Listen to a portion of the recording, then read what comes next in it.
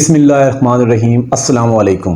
मैं मोहम्मद अली वारिस आज आप लोगों के साथ थोड़ा सा ये डिस्कस करूँगा कि डीएचए मुल्तान के अंदर आपको कौन कौन से सेक्टर्स में प्रायोरिटी बेसिस पे इन्वेस्टमेंट करनी चाहिए या बाइंग करनी चाहिए, चाहे आप एंड यूज़र हैं चाहे आप इन्वेस्टर हैं, और कौन से सेक्टर्स में आपको थोड़ा सा वो वेट करना चाहिए या वहाँ पे बाइंग से थोड़ा सा वो हेजिटेट हो के कहते हैं ना रुकना चाहिए। और साथ में जो मौजूदा कीमतें हैं अगस्त 2023 की, तो इसमें जनवरी 2023 से अब तक कितना वो डेप्रिसिएशन देखने को मिली है, थोड़ा सा उसका एक जायज़ा लेंगे। और साथ में जो थर्ड बैलेट की फाइल्स की कीमतें हैं, क्या उसकी कीमतें स्टेबल हुई हैं या नहीं हुई, उसका थोड़ा सा जायज़ा लेंगे।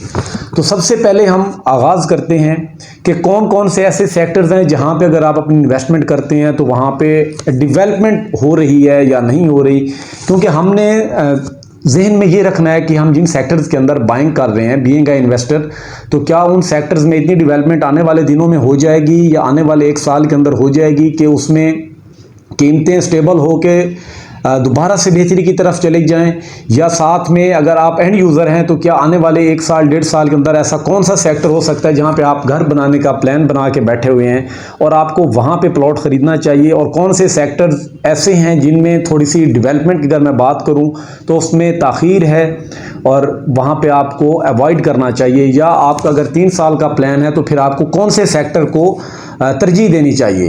तो अभी आपको ये तो बेहतर मालूम है कि रिंग रोड के अंदर जितने भी सेक्टर्स हैं ये तकरीबन सारे डेवलप्ड सेक्टर्स हैं, सिवाय 2 सेक्टर्स के जिनका जिक्र मैं पहले भी करता रहा हूँ। सेक्टर एन फॉर नेशन 1 कनाल, इसमें आपको एक बहुत बड़ा पैच दिख रहा होगा जो कि कादिर नवाज सांगी साहब की वो लैंड है। तो वहाँ पे लैंड एक्विजिशन के जो मैटर है वो चल रहा है और वो चीज़ें पाइपलाइन में हैं। उम्मीद है आने वाले कुछ माह के अंदर या हो सकता है इसी साल के एंड पे उस चीज़ को वाइंड अप कर लिया जाएगा, क्योंकि सेक्टर एन को पोजेशन भी दी जानी है तो यकीनन उस चीज़ को वाइंड अप किया जाएगा। दूसरी तरफ अगर हम बात करें सेक्टर के फॉर किंग, इस सेक्टर की डेवलपमेंट में अभी अगर मैं कहूँ तो कोई ख़ास चीज़ें होती हुई नहीं दिख रही। वो कि अगर हम देखें तो वहाँ पे डीएचए का जो मेन ऑफिस है सेक्टर के सेंट्रल स्क्वायर में, वहाँ पे वो बन रहा है, तकरीबन वो आखिरी मराइल में चल रहा है, उसकी फिनिशिंग का काम है। दूसरी तरफ बिजनेस हब चल रहा है, वो बन रहा है, बोदला बिल्डर्स बना रहा है। इसके अलावा सेक्टर के अंदर अगर हम देखें तो एग्जिस्टिंग आबादी भी कुछ मौजूद है, कुछ ऐसी लैंड है जो कि अभी डीएचए मुल्तान ने एक्वायर नहीं की। अगर सेक्टर एच और सेक्टर के का दरमियान वाला अगर हम 120 फीट का रोड देखते हैं तो वहाँ पर भी हमें उस मेन रोड पे 1-2 घर बने हुए दिखते हैं। तो मतलब सेक्टर के में अगर आप इन्वेस्टमेंट करना चाह रहे हैं तो उसके लिए आप बेहतर अपॉर्चुनिटी आप लेके रख सकते हैं। अगर वो 1 साल बाद या 1.5 साल बाद भी अगर वो मैटर हल होता है तो यकीनन उस वक्त तक मार्केट इतनी बेहतर हो चुकी होगी कि आपको एक अच्छा फल वहाँ से मिल सकता है। सेक्टर एन फॉर नेशन भी उसके बराबर का सेक्टर है, लेकिन सेक्टर के को थोड़ी फोकियत ज़्यादा इसलिए है कि वहाँ पे डीएचए का मेन ऑफिस है। बाकी ओवरऑल अगर हम फीचर्स की बात करें तो हर जो सेंट्रल स्क्वायर के एडजेसेंट सेक्टर्स हैं उनके पास सेम फीचर्स हैं। तो सेक्टर के में आप इन्वेस्टमेंट अपनी करके छोड़ सकते हैं, लेकिन अगर आप एन सेक्टर में आते हैं तो एन सेक्टर में आपको थोड़ा सा लोकेशन को देख के चूज़ी होना पड़ेगा, क्योंकि 2 कनाल के जो प्लॉट्स हैं वो आपके मेन बुलेवार्ड पे आ जाते हैं, जो आपके सेक्टर एन की साइड पे हैं वो फेसिंग पे हैं।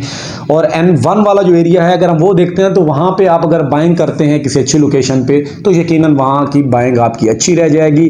वहाँ पे फ्यूचर में अगर हम देखें तो वाटर स्पोर्ट्स पार्क भी आ रहा है, तो ये एक ओवरऑल अच्छी चीज़ होगी। जैसा आप मुल्तान पब्लिक स्कूल रूट से दाखिल होते हैं तो आपका पहला सेक्टर ओ के बाद एन होगा। दूसरी तरफ अगर हम देखें, ये तो होगी बात कि इनमें करना चाहिए। अब थोड़ा सा दूसरी तरफ हम देखें, ये तो रिंग रोड के अंदर की बात होगी। अगर हम रिंग रोड के बाहर की बात करें, क्योंकि रिंग रोड के बाकी सेक्टर्स का जिक्र करने का वो इसलिए मैं नहीं करना चाह रहा क्योंकि वो आप बेहतर जानते हैं, वहाँ पे ऑलरेडी डेवलपमेंट हो चुकी है, काफ़ी सारे सेक्टर्स पोजेशन हैं। उनमें से सिर्फ एक सेक्टर U1 कनाल नॉन पोजेशन है और उसकी पोजेशन भी इस साल दी जानी है और वहाँ पे रोड वगैरह सारे मुकम्मल हो चुके हैं। तो अब आ जाते हैं रिंग रोड के बाहर। रिंग रोड के बाहर अगर हम देखें तो सेक्टर एक्स में काम चल रहा है, सेक्टर G फॉर गोल्डन में काम चल रहा है, और इसके अलावा B1 10 मरला और ए सेक्टर जो कि आपका पोजेशन सेक्टर है, या 5 मरला की हम बात करें तो आपका सेक्टर टी उसमें काम चल रहा है। बाकी 8 मरला भी आपका तकरीबन वो मुकम्मल हो चुका है, उसकी पोजेशन हो चुकी है। 5 मरला भी इसी साल उसको भी वो पूरा क्लियर करके उसकी भी पोजेशन दे दी जाएगी। तो इन सेक्टर्स के अलावा अगर हम देखें जिनमें काम नहीं हो रहा, वो आपका सेक्टर वाई फॉर येलो है, W12, साथ में आपका सेक्टर F फॉर फादर है, L फॉर लायन है, साथ में अगर आप बात करें सेक्टर ओ, सेक्टर एस और सेक्टर ई के साथ सेक्टर डी, ये 5-6 सेक्टर ऐसे हैं जिनकी डेवलपमेंट में अभी हमें एक लंबी ताख़ीर देखने को मिलेगी।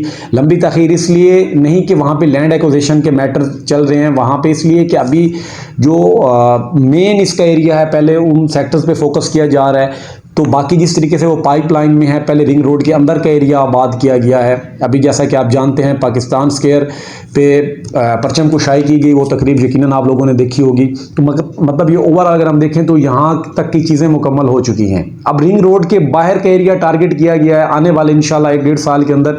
इसमें से जो सेक्टर आपको मैंने बताए हैं, एक्स है, सेक्टर जी है, सेक्टर एस और सेक्टर ओ पे भी यकीनन इसी साल जो है वो काम शुरू हो जाएगा। अगर हम देखें इन सेक्टर्स के अंदर जो एग्जिस्टिंग आबादियां हैं वो कौन से सेक्टर्स में हैं, तो उनमें से एक सेक्टर मैं आपको बताना चाहूँगा, वो सेक्टर डी है, क्योंकि उसमें कोई ढकी छुपी बात नहीं है। आप अगर बोसन रोड से दाखिल होते हैं, डीएचए का जू आप जैसे ही क्रॉस करते हैं, डीएचए जू के अपोजिट साइड पे सेक्टर डी है आपका। वहाँ पे अगर आप देखते हैं तो वहाँ पे एग्जिस्टिंग आबादी भी मौजूद है, लैंड एक्विजिशन और वहाँ पे बाउंड्री वाल की हुई है। तो मतलब ये है कि अभी थोड़ा सा एरिया वहाँ पे ऐसा पड़ा हुआ है जिसको डीएचए मुल्तान अभी तक एक्वायर नहीं कर सका, उसके मैटर जो है वो अभी पेंडिंग है। सेक्टर एल फॉर लायन को ज़्यादा देर है और सेक्टर ई फॉर एलिफेंट, ये 4 sectors W1, W2, sector L और सेक्टर ई, इन 4 सेक्टर्स का जो मेरा मानना है, मुझे ऐसा लग रहा है कि शायद ये इनको बाद में लेके आया जाए, इनको बाद में तरजीह दी जाएगी। अभी जो बाकी के सेक्टर्स हैं उन सेक्टर पे ज़्यादा फोकस किया जाएगा। जाहिर सी बात है, रोमांसा एक अलहदा आर्ट है, एक अलहदा प्रोजेक्ट है, तो पहले उस वाले एरिया को भी साथ में डेवलप किया जाएगा। हमारा जो बोसन रोड से एंट्री है वो वाला एरिया तकरीबन हमारा डेवलप्ड हुआ है। सेक्टर डी के B2 का अगर हम देखें तो वहाँ पे जू है, लेकिन ये कि डेवलपमेंट वहाँ देने की कोशिश की गई थी, लेकिन जो ओवरऑल लैंड एक्विजिशन का मैटर है उसको वो पेंडिंग करना पड़ा, वो मजबूरी थी। तो ये ओवरऑल चीज़ें थी। अगर आप इन्वेस्टमेंट करना चाहते हैं तो इन सेक्टर्स में आप देखें। अब अगर आप घर बनाने के ख्वाह हैं तो जो रिंग रोड के अंदर के आपको सेक्टर्स मैंने बताए हैं, इन सेक्टर्स के अंदर आप बाइंग कर लेते हैं तो डेवलपमेंट चार्जेस का वेवर तो आपके पास अब हर सेक्टर में है 2024 दिसंबर तक। अगर आप चाहते हैं कि नहीं जी हमने 2025-26 में जाके बनाना है, तो यकीनन फिर आप किसी ऐसे सेक्टर का इंतखाब कीजिए। लाइक आपका सेक्टर एक्स हो सकता है, आप सेक्टर जी में जा सकते हैं या आप सेक्टर ओ में जा सकते हैं, क्योंकि ये इनमें से जो पहले 2 सेक्टर्स मैंने आपको बताए हैं ये तो तकरीबन नियर टू पोजेशन है, इन पे काम चल रहा है। सेक्टर ओ में अगर आप रखते हैं तो ये यकीनन आपके 2 से 2.5 साल बाद इसको भी पोजेशन अनाउंस कर दी जाएगी, लेकिन हो सकता है इससे पहले भी हो जाए, क्योंकि अगर हम देखें जो मेन बुलेवार्ड है हमारा, उस मेन बुलेवार्ड का काम इसी साल शुरू हो जाना है। मुल्तान पब्लिक स्कूल रोड के रास्ते से मुल्तान सिटी और डीएचए मुल्तान को कनेक्ट कर दिया जाएगा। ये कनेक्टिविटी काफ़ी टाइम से अगर हम देखें तो ये पेंडिंग पड़ी हुई थी, लेकिन ये है कि डीएचए मुल्तान की मैनेजमेंट ने अब डिसाइड किया है कि इस एरिया को, इस रूट को क्लियर किया जाए। ऑलरेडी लैंड तो एक्वायर कर चुका है, तकरीबन जो हमारा रोड का डिज़ाइन है वो भी मुकम्मल हो चुकी हैं, सारी चीज़ें मुकम्मल है, सिर्फ अब ये है कि इस चीज़ की वर्किंग स्टार्ट होना बाकी है। तो ऑन ग्राउंड चीज़ें होती हुई इंशाल्लाह आपको बहुत जल्द वो भी दिख जाएंगी। और वो अगर हम बात करें डीएचए मुल्तान का, जिस तरह मैंने आपको बताया था कि मेन ऑफिस यहाँ पे हमारा MPS रोड पे है, इस साल के आखिर में या 2024 के स्टार्ट में इसको मुकम्मल तौर पे शिफ्ट कर दिया जाएगा डीएचए मुल्तान साइट ऑफिस के साथ, जहां आपका पाकिस्तान का जो हमारा डीएचए मुल्तान का सेंट्रल स्क्वायर है, वहां पे जो हमारा मेन ऑफिस बन रहा है, उस बिल्डिंग को फिनिशिंग के मराइल में से अगर हम देखें तो वो गुजर रही है, तो वहाँ पे चीज़ें शिफ्ट हो जाएंगी। तमाम जो चीज़ें होंगी वहाँ पे हम देखेंगे, तमाम स्टाफ वहाँ पे शिफ्ट हो जाएगा। क्योंकि अगर हम अभी भी देखें तो पिछले 1 हफ्ते या 2 हफ्ता पहले, इस 10-15 दिनों के अंदर काफ़ी सारा ऐसा स्टाफ जो यहाँ पे हमारा मेन ऑफिस में बैठता था, वो यहाँ से अगर हम देखें तो फाइनेंस ब्रांच के काफ़ी सारे लोग और भी काफ़ी सारे ऐसे जो डिपार्टमेंट्स हैं जो कि आप डीएचए मुल्तान के साइट ऑफिस इनक्लेव 2 के अंदर शिफ्ट हो चुके हैं। तो मतलब अब बाकी कुछ लिमिटेड सी चीज़ें हैं जो यहाँ पे अभी मौजूद हैं, जो लिमिटेड से डिपार्टमेंट हैं वो यहाँ पे रह गए हैं, उनको भी इस साल के आखिर तक यकीनन वहाँ पे शिफ्ट कर दिया जाएगा और ओवरऑल वहाँ पे एक प्रॉपर जो हमारा मेन ऑफिस है वो फंक्शनल हो जाएगा। अब आ जाते हैं थोड़ा सा हम थर्ड बैलेट की कीमतों के हवाले से। थर्ड बैलेट की कीमतें, जिस तरह मैंने आपसे डिस्कस किया कि कीमतें कोई खातिर ख़ास स्टेबल होती हुई नहीं दिखी, उन कीमतों में अगर हम देखें तो कमी देखने को मिली है। तो वो कमी मेरे कह देने से कि जी कमी नहीं हुई, तो मेरे ख्याल से उससे ज़ाहिर सी बात है आपको वाज़ेह तौर पे पता है कि कमी हो रही है, क्योंकि सोशल मीडिया का दौर है। आप जाहिर सी बात है, जो चंद लोग मुझे देख रहे होते हैं, ऐसे ही आप में से कुछ लोग किसी और को भी सुन रहे होते हैं, देख रहे होते हैं। इवन के खुद मार्केट के साथ आप किसी ना किसी रियल्टर के साथ, किसी भी कंसल्टेंट के साथ आपकी जो गुफ्तगू है वो चल रही होती है, और आप मार्केट में हमसे ज़्यादा आपकी गहरी नज़रें होती हैं, तो यकीनन आप इस चीज़ से बखूबी वाकिफ़ हैं। थर्ड बैलेट में अगर हम देखें तो एक कनाल की कीमत जो हमारी फ़ाइल है, एलोकेशन फ़ाइल, आपको 58 लाख के आसपास, 57 लाख में भी मिल जाती है बआसानी।